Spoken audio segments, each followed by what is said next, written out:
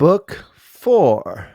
Without further ado, we have entered book 4 of The Lord of the Rings. So what you think of this chapter? Oh, the chapter being The Taming of Smeagol.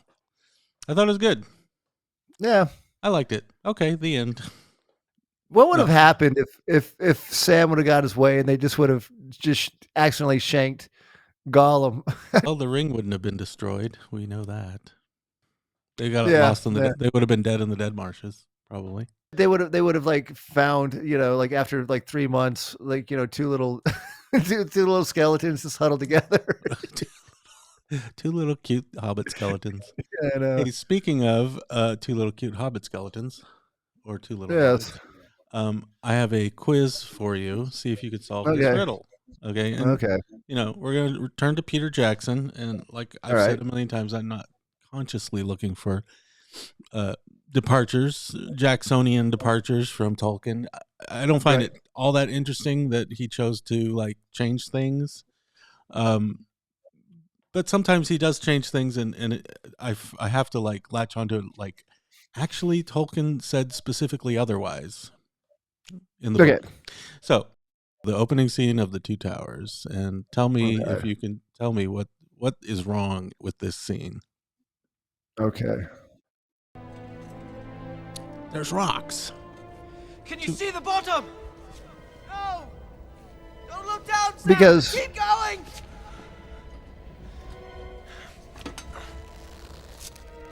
Oh, well.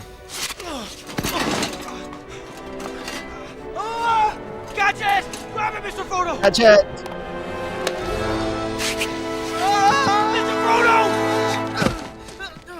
Other than the fact that didn't happen, what else was wrong? Can you point out some wrongnesses? First of all, Sam went down first. Oh! And Frodo lowered him down. Okay, that's what I was going to say. Yeah. But that was like Sam, a point that Tolkien dwelled on, like who would go down first and why. Right.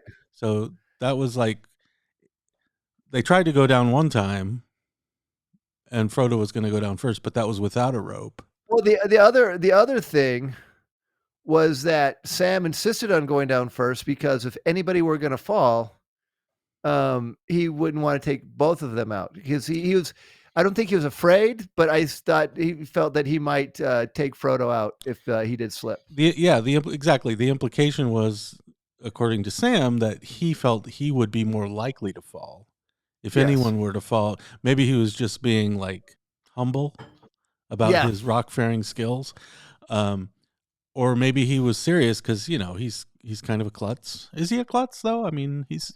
Not. You see him as more of a less nimble and maybe more kind of hulking. I'm speaking relatively speaking. I mean, I don't know if it. I haven't read anything that would portray Sam as klutzy per se. Not really. But I mean, he's a hobbit, so no hobbit's klutzy. Yeah. Except maybe Fatty Bulger. Yeah, it's always been implied that like Sam is kind of like bumbling, for lack of better, I don't know. I just see him as kind of like an earthy, plodding type guy, slightly more dwarf-like. Frodo's kind of has a little bit more dexterity. Maybe he'd have 18 dexterity points. Yeah, Frodo probably. That's a pretty high. Like Legolas would probably have 18 dexterity points. Like Frodo probably has like 11, like 9 being the average. He's probably like on the high side of average. Where Sam was probably like an 8 on the low side of average. Right. So the whole point that we're trying to make is that Sam specifically said, "Hey, let me go first because if I fall, I don't want to fall on you. But if I go second and I fall, then I will fall on you, and we'll both die, and that will be the end of the planet Earth." But the other thing is that they didn't go down together. Like Frodo lowered Sam down. All the way down. And all the way down. And then he lowered himself down. And then they had the conundrum of the rope. So now it shows on this before we go scene, there, can I in describing who's going down and at what point, I want to say one more thing that struck me as a little odd, that Frodo actually lowers Sam down so that Sam doesn't have to like do anything, just kind of be there like a sack of potatoes that gets lowered down. I mean, he's got to help him. He's got to help him. Well, he says if you see a ledge, you could just stand there on the ledge and like give me a rest, and then you go down. But basically, I'm taking the slack and lowering you down with the slack, which implies that Frodo's pretty freaking strong, right? Right, that's what I'm saying. He's like a hobbit, but right there in that scene, like Tolkien says something like Frodo has strong hands, which he never really mentions before. But I think he was like compelled, like, gosh, to lower not just Sam, but like all his dinner, like his cooking pots and stuff. Yeah. I know. I imagine Sam's probably heavier than Frodo. Yeah. No, he would have to be. Yeah, but can you imagine like on a thin rope? Have you ever tried to hold a thin rope? And like it sucks. Have you ever tried to hold just like a regular ass rope? Yeah, no. Holding weight on a rope is not fun. No. Yeah. So I had a hard time actually imagining how this happened. Well, I'm sure I think rock climbers in our audience would probably be like, "No, that's not how I would do it. I would rappel using a." And then they'd get using the whatever method they would use. No, Monson Shoeshank. Right.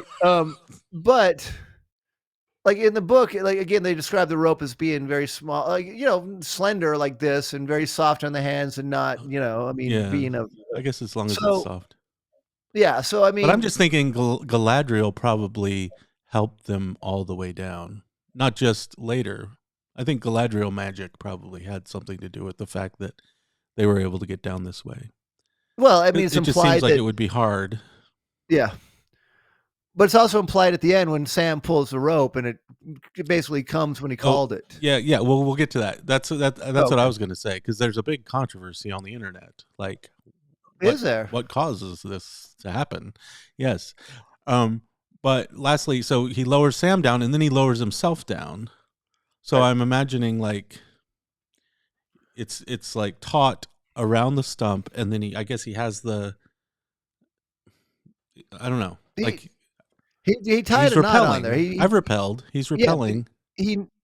Right. But at some point, there has to be like he's either holding the slack or he's draping the slack under him, and he's like shimmering down on his, like holding himself after he just kind of lowered Sam down. Yeah. No, he wrapped the rope around him. He explained it. He wrapped the rope around him and kind of like used the friction to kind of keep himself, so he could kind of rest and have a little bit of support, not just climbing down hand over hand, but it was secured on him. Like he probably did some kind of mountaineering kind of thing I'm curious if any people who are used to, I've done it maybe once or twice in Boy Scouts, but like I'm wondering if any people who are into rock climbing notice like, oh, I wouldn't do it that way. But who knows how many rock climbers are in our little audience, our little circle, our little boutique circle that we've cultivated through years of struggle. Right. So then, that's the other thing I thought was odd about this that I never even noticed before, that, Frodo tries to go down, and then the Nazgul come and blind him, and with the rope, he comes back up to the top.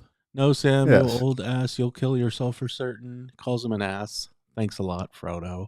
So gripping the stony lip, he let himself down gently. This is Frodo now, climbing down. One step down, he gets down to the first ledge. There was a dry, splitting crack of thunder right overhead. Searing lightning smote down into the hills. Then came a blast of savage wind. Okay. And with it, mingling with its roar, there came a high, shrill shriek. The hobbits had heard just such a cry far away in the Marish as they fled Hobbiton, and even there in the woods of the Shire, it had frozen their blood. Another online controversy was what made Frodo suddenly go weirdly blind, come down like a towards the bottom. Come back. He heard Sam's voice. I can't see. I can't find any hold. I can't move yet. So it's weird. He can't see. Right. Why could not his master see? It was dim, certainly, but not as dark as all that. Okay, if that was indeed like a Nazgul, maybe like it's implied that Like, every time like you see the Nazgul, like where they get close to Frodo, he kind of freezes up, and like the old wound kind of, Right. maybe it had a similar effect on him. But Yeah, I it mean, so I did a little bit of research on this, where a lot of not research by that I mean I gauged what people were you saying in the Reddit yes, sphere, and at first people are like, "Wait, why is he blind?" Like as if like the light was it the lightning because it said a lightning flash. yeah, That didn't make sense. But then someone said, "Yeah, it was the Nazgul, the terror, blinded them." And then someone's like, "Well, why didn't that happen in the Shire when they first saw the Nazgul?" And the theory went that as they get closer to Mordor, they become more terrifying, these Nazgul, and Frodo becomes more like vulnerable to their terror. And there's right. actually other instances. I'll post them, but there's other instances later where the Nazgul, when the hobbits of various stripes encounter Nazgul, they're not always rendered blind, but there's blindness, like the word blindness or some kind of effect on the sight is mentioned. And I Right. was thinking, well, you know how like the ring renders you invisible? Yes. Like maybe like when you're so close to these Nazgul, like you lose your sight of this world. Remember how like he kind of when Yeah, you're yeah. the Everything with ring him. Yeah. loses the ring. Well, he didn't really put the ring on.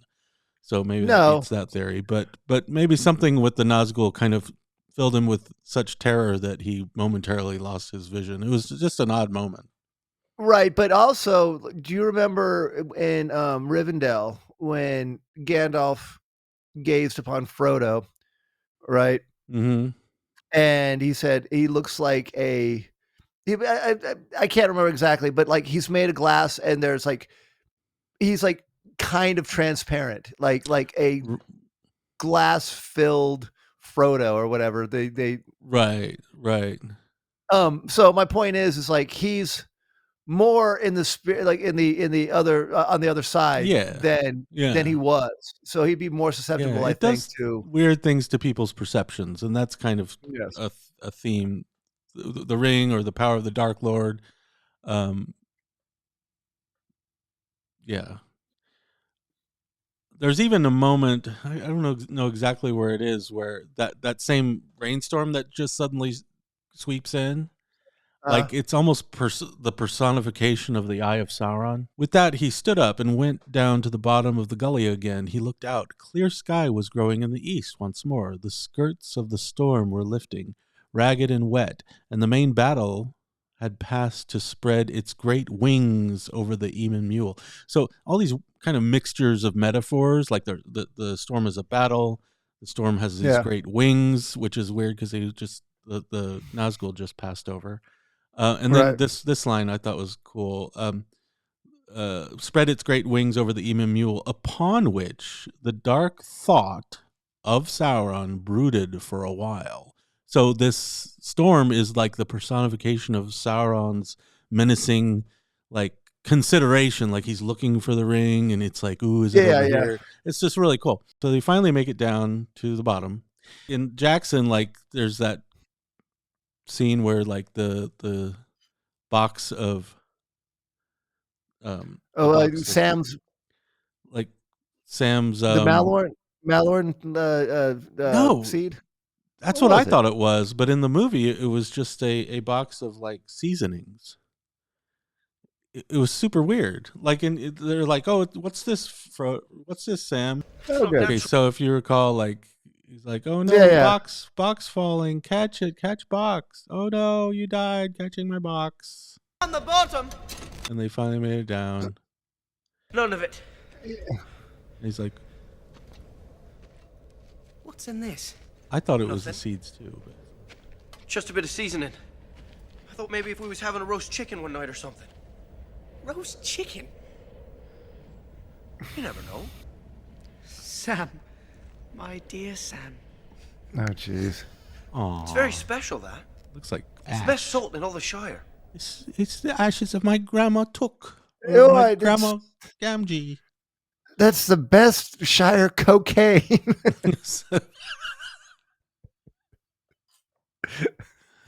It's top quality. You can make long bottom snow. right a pinch of this, and we won't have to eat for 3 days, and we will never sleep. Just sprinkle a little bit on your lambas, and you'll be in Lothlorien in no time. If you know what I mean. You'll be dreaming of right. Goldberry. Right. No, that's cool. It's cute. I mean, it worked for the scene. Yeah. It was a lighthearted moment, and it was like it was effective. Like, oh, here we are struggling, and we still have hope for returning. We still have hope for the things of our home, or our memories of the Shire. Blah blah blah. Yeah, so it was fun.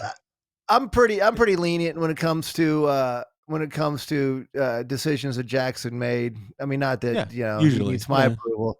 Yeah, right. All these little details of like who went down the rope first, I'm not too concerned. But it just struck me as odd because like Tolkien specifically said it was otherwise.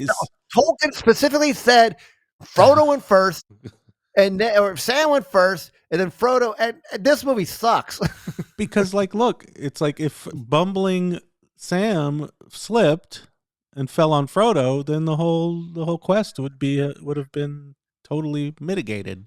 Yeah, this scene ruined this whole series for me. I couldn't get into it. Anyway. Yeah, no, like, I don't care how good it was. The fact that he varied from this, this whole series sucks. It sucks. No, Jackson. No, I wonder if there's people out there that are like probably. That, oh yeah, totally.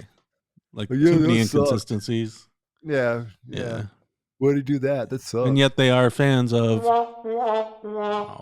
Yeah. I know. Anyway.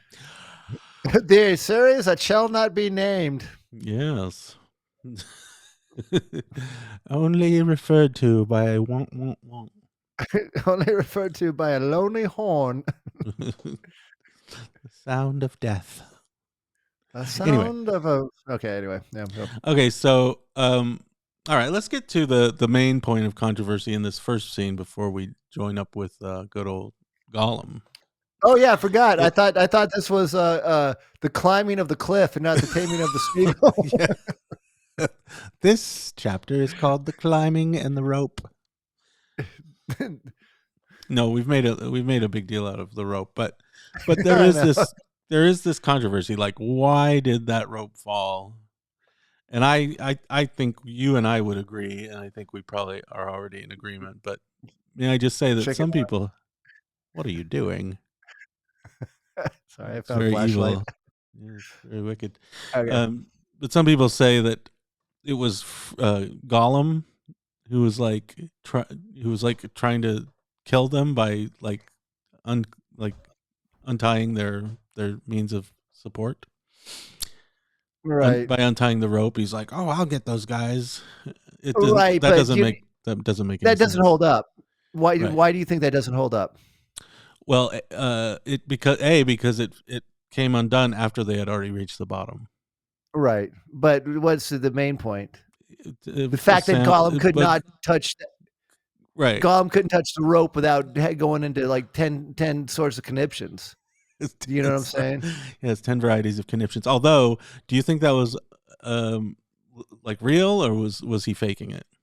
I think it was real. I think it's like I think that because they even said that even Sam was like that. There's no way that like, and with Frodo, it's like it wasn't even tight enough. I think he could not in the same way that he couldn't eat lembas.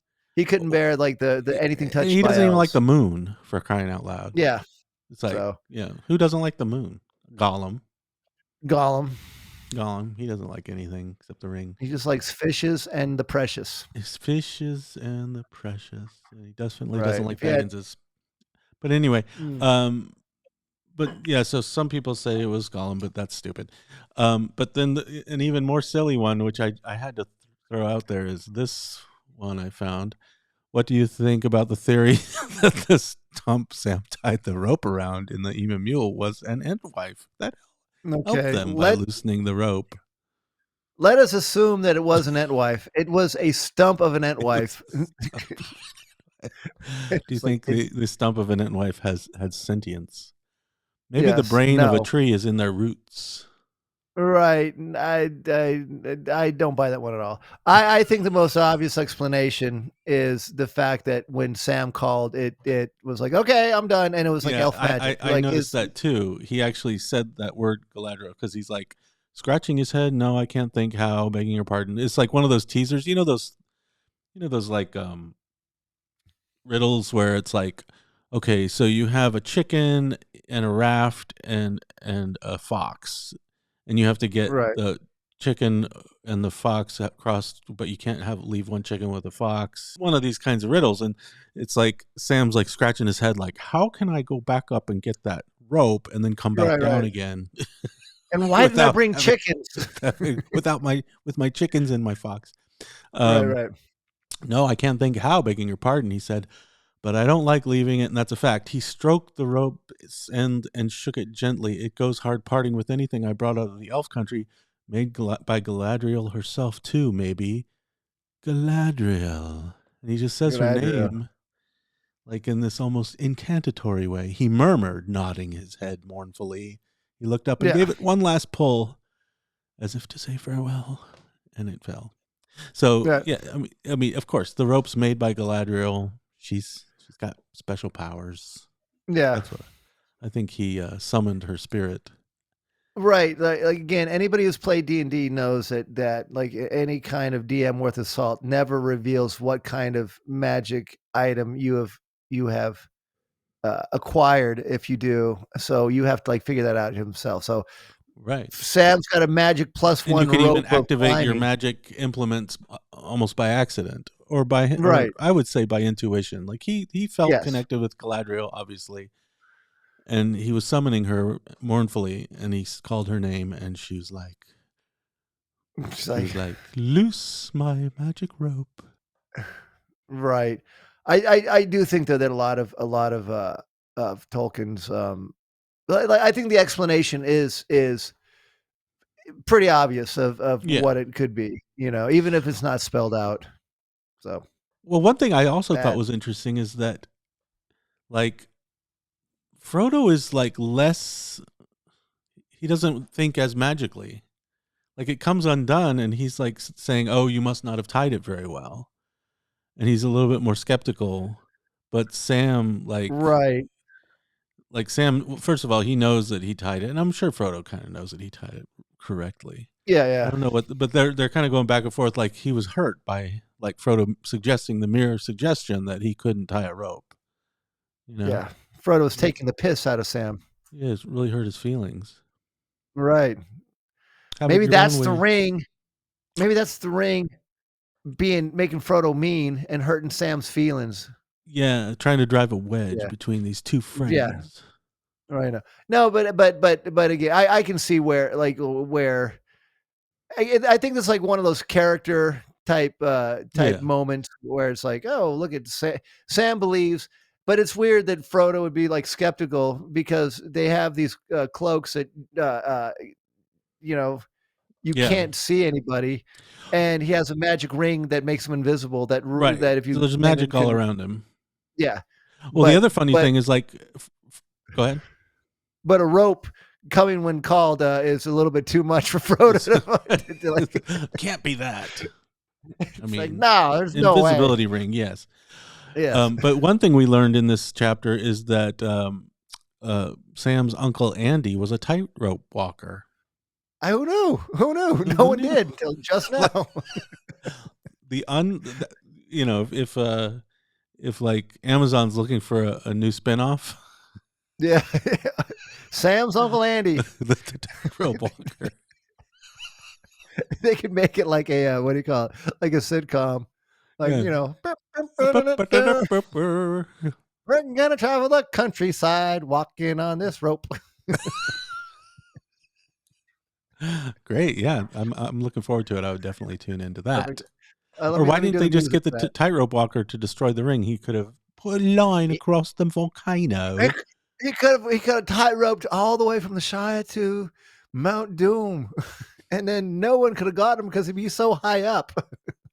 So anyway, at first, you know, he's like, well, it must have, your knot must have sucked. And he defended himself by saying, "No, knots run in our family. My Mom uncle was was a a tight my uncle was a tightrope walker." And then Frodo's like, "Well, then the rope must have broken." Right. And then Sam, "No, I bet it didn't," said Sam in an even more injured voice. Why would he be even more injured to entertain the idea that the rope had broken? Why would that? I don't know. I think it's because he loves Galadriel so much. It's like, Right. It's Like, going to say that about my lady. To talk about the Galadriel, son of a bitch. Dude, she makes good ropes. Here's the thing. Okay, so like we're talking about magic ropes. Maybe it did break and then it fixes itself. Do you know what I'm saying? Yeah. A rope of I don't healing. think so, but a rope of self-healing. It probably broke, and then the rope was like, well, right. I'm magic, so I'm going to fix myself. Maybe the rope has elvish sentience. So he's like, well, then it must have broke. Frodo's like, he's not to harp on it still, but like, then it must have broke. He shook his head and not answered, blah, blah, blah. And Sam said, "No, that's afraid not." I'm afraid not. Good one.